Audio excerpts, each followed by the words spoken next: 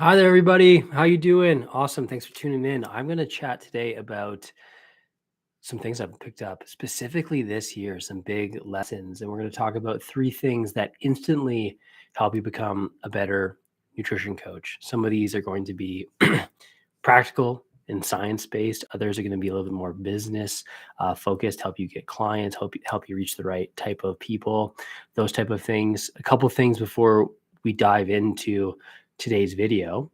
The first one being, number one, you got comments or questions as we go.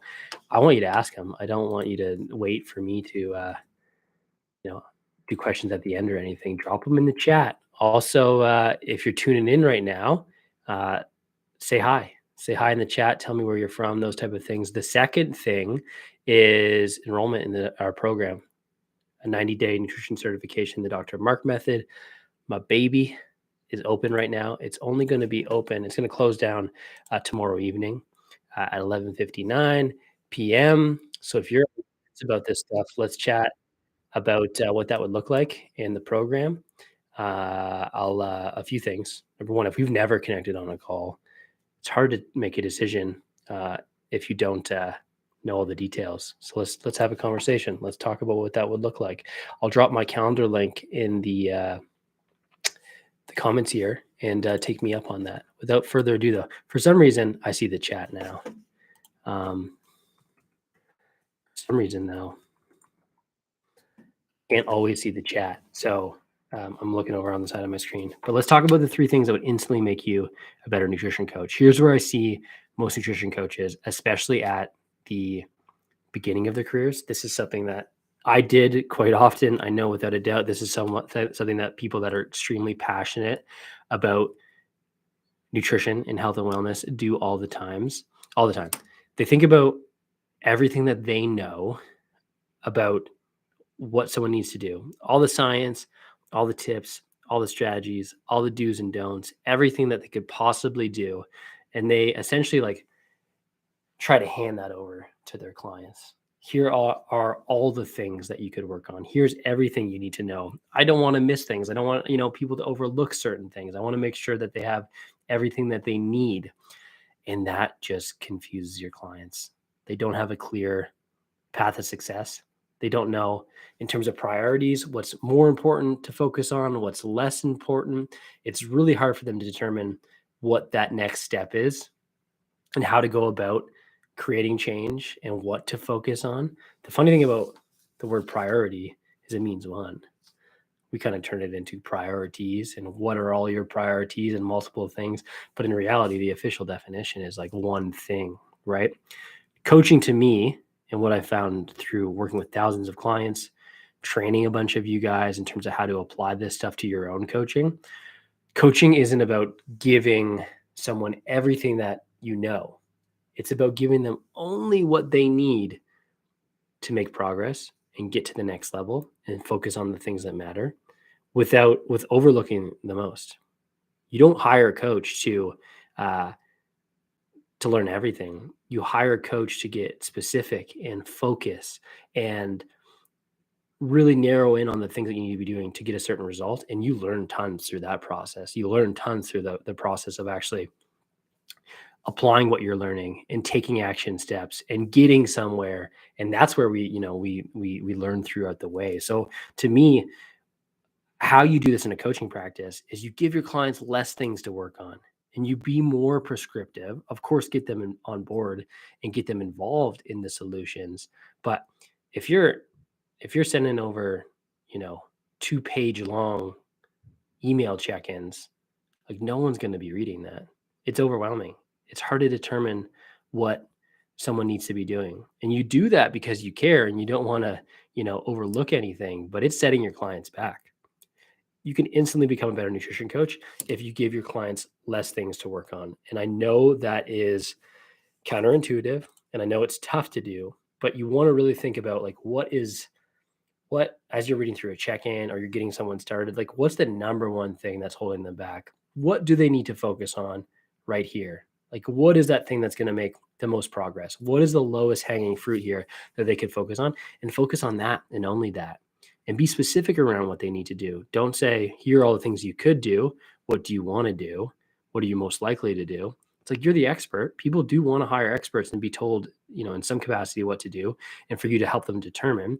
If, you know, if they already knew that, they wouldn't be there. They're also going to need you to help them implement it and apply it. But at the same time, if you give them less things to work on, you will become a better nutrition coach because your clients will get better results, without a doubt. That'd be the first one.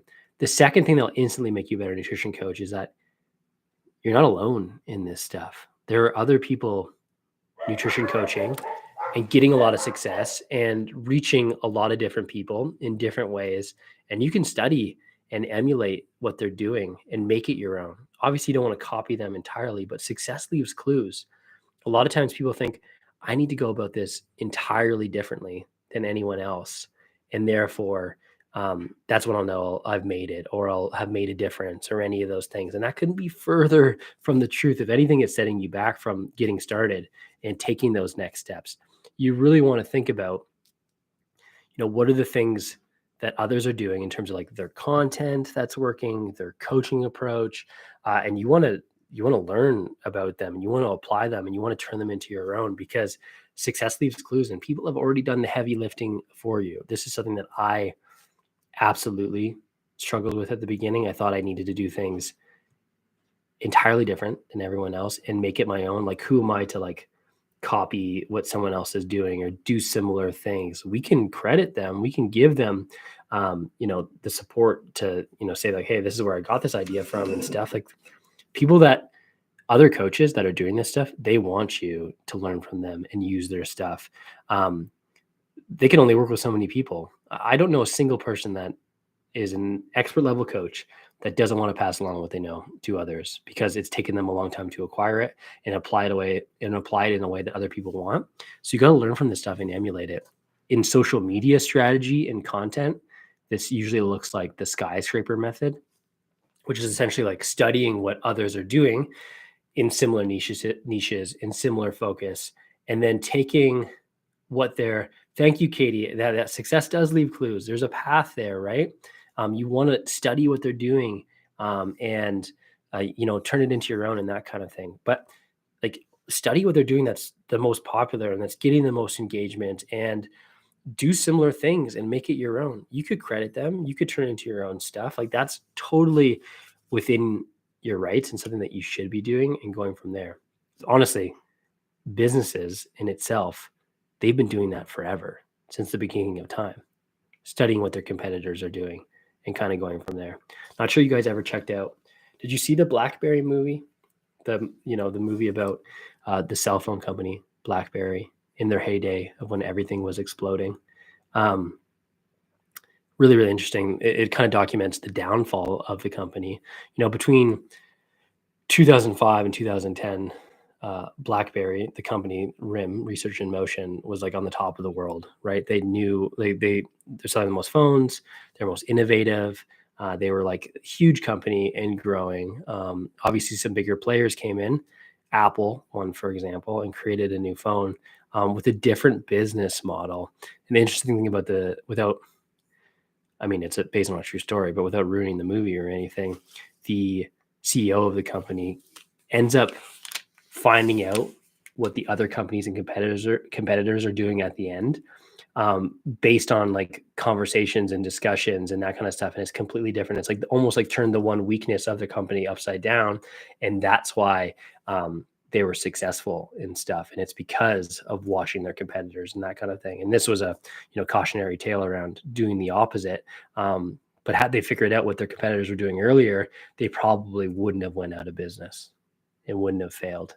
That stuff, it's super, super important. So what does this look like for you guys? It looks like looking at popular accounts and studying what they're doing, starting to follow them, making notes, saving some of that stuff, turning it into your own, assessing how it's doing, and growing your business.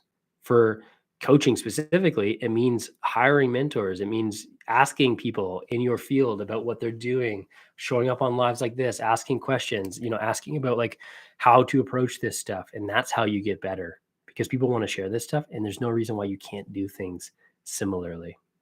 The reason why I am so happy about passing along everything I know is, number one, I've realized I can only work with so many people.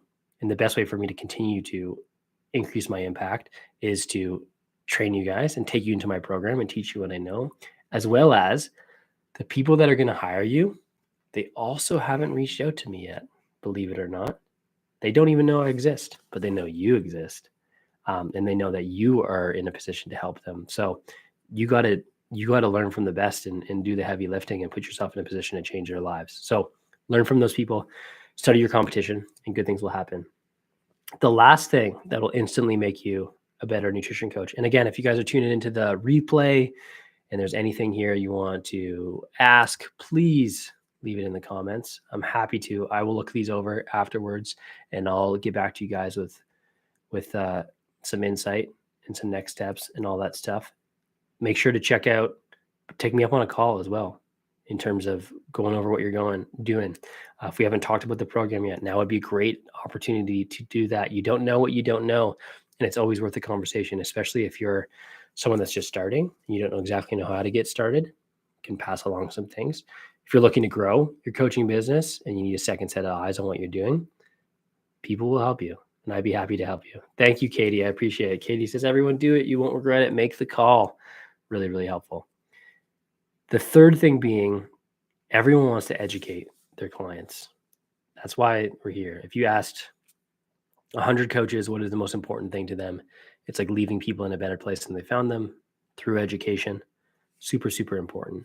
But the best way to educate people is to do it without them really realizing it. It's to focus on their goals and give them the tools and strategies that they need and learn through that process. I see it all the time in social media content, but I also see it in coaching, right? If we focus on too much on what people need to know and never applying it, they're never going to get that chance to actually realize what's the most important. We learn through doing, we learn through action, right? A good way of doing this and thinking about this is like, think about most people's social media content. People think, let's say protein's really important. We want to talk about protein. Usually a social media post ends up looking like, let's talk about protein, right? It looks like that in some capacity. And then you talk about all important things about protein and why it's so beneficial and how much you need and that kind of stuff, versus hooking people in by talking about what's important to them. Like, for example, there is one thing holding you back from losing the next 20 pounds. And today I'm going to explain it to you. It has everything to do with your favorite macronutrient, protein. By the end of this video, I'm going to show you exactly what's holding you back from your goals and how much protein to eat. Here's the first thing you need to be aware of. Go about it that way. You can educate people without them even realizing it when you focus on the things that they want and the things that they're interested in, which typically is the results, the destination that they're after, where they want to go. If you focus too much on talking about the journey and not the destination, they're never going to see what's in it for them, right? Of course, the journey is important.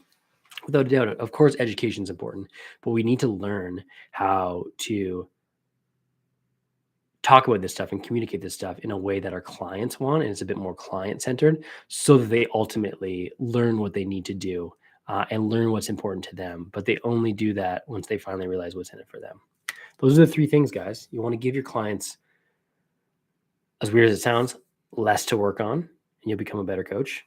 When you study your competition, you get a better idea of what is important to do and what's already proven to be successful, and you can turn it into your own, and therefore you don't have to do so much heavy lifting or don't move at all because you're constantly analyzing yourself or thinking about what to do and never taking action. As well as, the best way to educate people is to do it in a way that they're learning things without even realizing it. And those are the three things that'll make you instantly a better nutrition coach. If you're live and you have any questions or anything along those, something that's pressing right now, whatever it is, drop it in the chat. I would love to hear what you have to say and learn a little bit more about where you're at and what would be helpful. By all means, take me up on that. Outside of that, what else is going on, guys? Any questions, concerns? There's been a lot of buzz with the program right now. We've got on a lot of calls this week with, coaches that are just starting, people that want to get into nutrition coaching, but also some established coaches making some small tweaks in their program. We do have that 90-day program, the Dr. Mark Method. If you're interested in it, let's have a conversation around where you're at and make sure it's a good fit. I'll be the first to tell you if it makes no sense for you. I don't want to waste anyone's time, as well as like it might not be, but you might also not have all the information about it yet. And the only way to make a decision for you is to have all that information. So take me up on that. Let's chat about the program. Outside of that, guys, let me know if there's any other questions. If not, I'm going to pop off. Thanks so much for your time. I hope you enjoyed learning a little bit more about the 3 things that would instantly make you a better nutrition coach. All right, that's it for right now. Take care, guys. Bye.